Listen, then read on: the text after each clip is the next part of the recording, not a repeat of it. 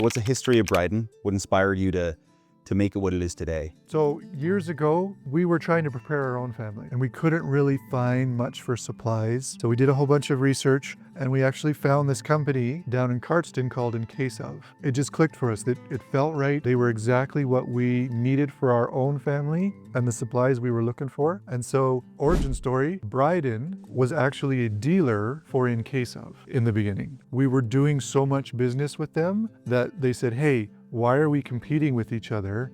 Let's join forces. So we merged the two companies and we became one. If you think back to the Fort McMurray wildfires and the evacuation, we watched those people on the news in their cars driving away from town, and our hearts sunk for them. What can we do that will help these people for real? So we actually worked with Northstar Ford in Calgary. They were gathering supplies to donate up to the Fort McMurray people. And we actually worked with our customers and we brought together, I think it was about $40,000 worth of goods that were donated. So we sent all these supplies up to them, 72-hour kits, food, buckets, all sorts of stuff. And so we get up the next day and we go back to work and we think, what products do people need to keep them safe? What food can we bring into play that's lighter, that's more nutritious, that's better tasting? To eat in an emergency, you don't want to eat garbage, you want to still be normal. Every day we look at what's happening in the world, it just keeps pushing us to keep going.